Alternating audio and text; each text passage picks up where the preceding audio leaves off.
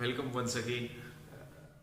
Today, in this lecture, I am discussing the structure of the peptidoglycan, the kind of the glycosidic linkage it is having, the structural composition, and the peptide linkage that cross-links the various sheets or the layer of the heteropolysaccharide. Right.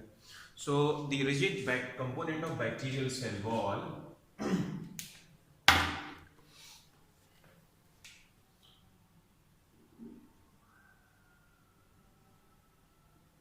The rigid component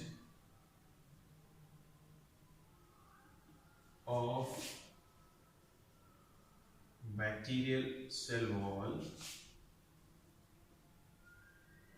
is a heteropolymer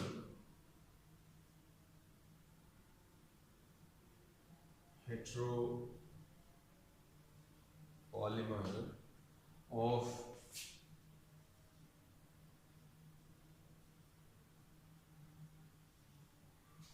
alternating beta 1,4 linked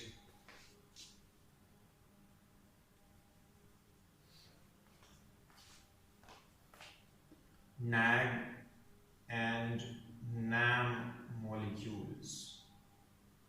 What are these NAG and NAM?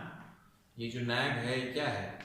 Acetyl glucosamine. कल मैंने आपको बताया था इसमें क्या होता है, जैसे ग्लूकोज का मॉलिक्यूल है आपका, उसके सेकेंड कार्बन पोजीशन पे जो OH है वहाँ पे सब्स्टिट्यूशन हो जाता है।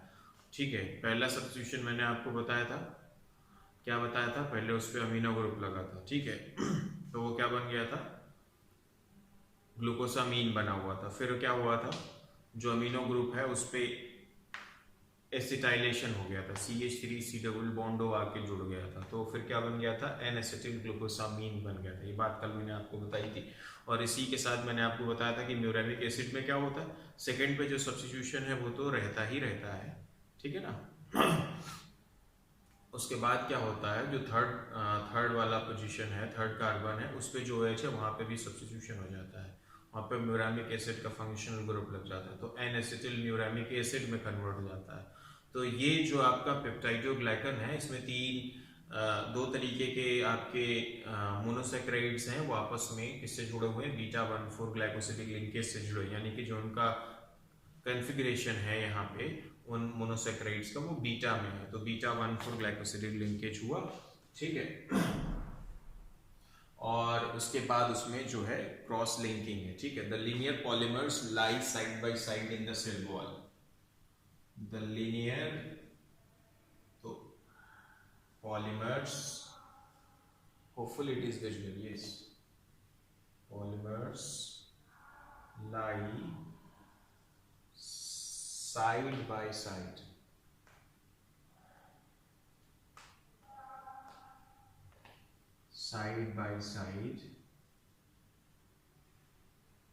in the cell wall।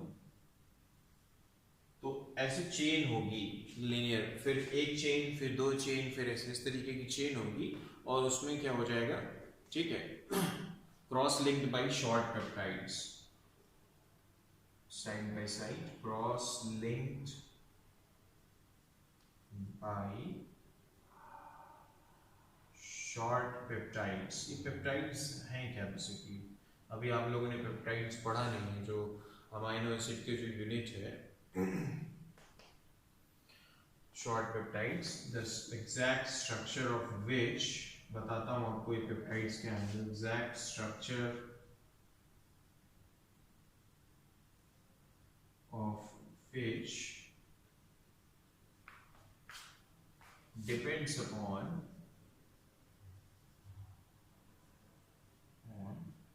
the bacterial species। तो कौन सा बैक्टीरिया है इस पे डिपेंड करेगा कि वो जो पेप्टाइड है उसका स्ट्रक्चर यानी कि उसका कंपोजिशन यहाँ पे क्या है। ठीक है, बाकी जो वहाँ पे पॉलीमर होगा, वो पॉलीमर जो नैग और नैम का बना हुआ है वो यूनिवर्सल ट्रूथ है, वो हर एक केस में वैसे ही रहना है। ठीक है, हाँ उसकी थिकनेस वेरी कर सकती है, थिकनेस ग्राम पॉजिटिव बैक्टीरिया और ग्राम नेगेटिव बैक्टीरिया आप लोगों को पता है कि उसमें जो थिकनेस होती है वो वेरी करती है।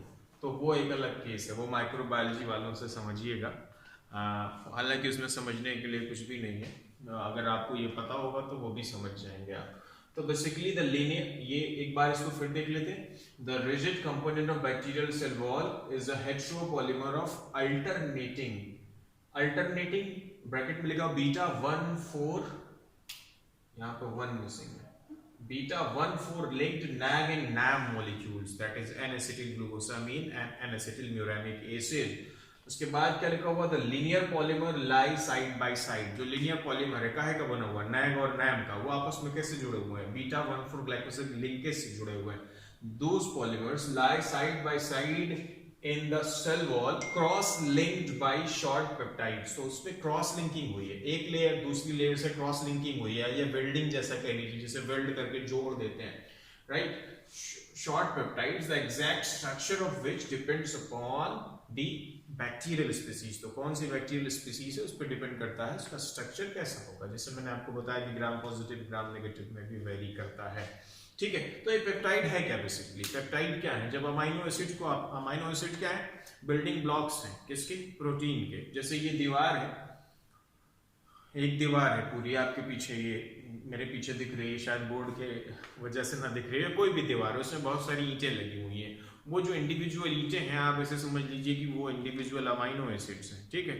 लेकिन वहां पे जो दीवार बनी हुई वो सारी ईंटें एक जैसे हैं, लेकिन अमाइनो एसिड में हर एक अमाइनो एसिड का थोड़ा सा अपना साइज होता है, तो उसकी साइड चेन की वजह से। खैर ये समझिए कि जैसे दीवार बनी है ईंटों से, वैसे आपका जो प्रोटीन है वो बना हुआ है किससे, अमाइनो एसिड से। तो अमाइनो एसिड की जो चेन होती है, सिर्फ चेन जिसने कोई शेप ना लिया हो, बिल्डिंग ना बनी हो, कोई उसका खास स्ट्रक्चर ना हो, सिर्फ लिनियर हो आपस में, यानी अमाइनो एसिड एक दूसरे से जुड़े हुए हो वहां पे पेप्टाइड बॉन्ड के थ्रू, तो वो जो चेन होती है उसे हम लोग पेप्टाइड बोलते हैं।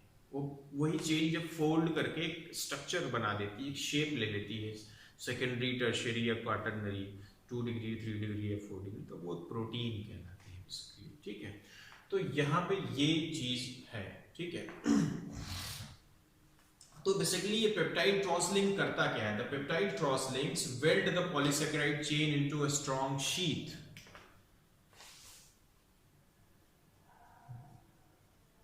The peptide cross links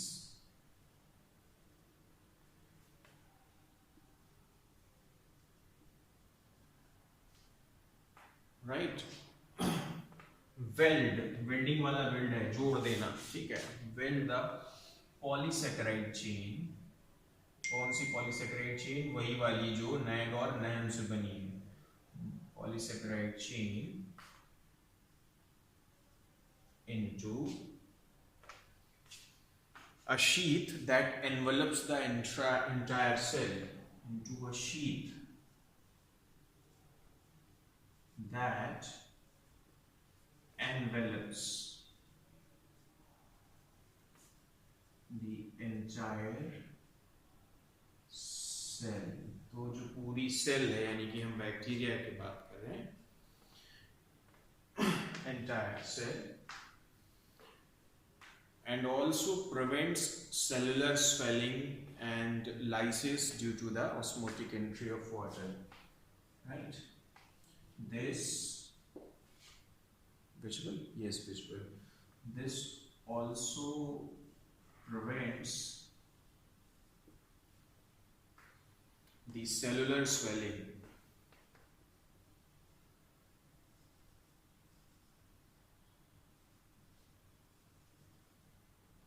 cellular swelling कैसे हो सकती है, अगर सराउंडिंग से वाटर की ऑस्मोटिक एंट्री हो जाए, अगर वाटर की ऑस्मोटिक एंट्री होगी सराउंडिंग से, तो फिर क्या हो जाएगा, सेल स्वेल करेगी, और स्वेल करने से क्या हो जाएगी, बर्स्ट कर जाएगी, right. So this also prevents the cellular swelling and lysis due to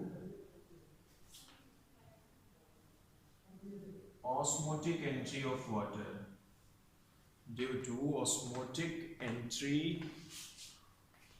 of water, right। तो ये जो पोर्शन है सिर्फ आपको एक इंफॉर्मेशन दे रहा है कि जो आपका पेप्टाइडोग्लाइकन है वो उसका कंपोजिशन क्या है, बस इसके बारे में दे रहा है और उसका ब्रीफली आपको बता रहा है कि उसका फंक्शन यहाँ पे क्या है। ठीक है।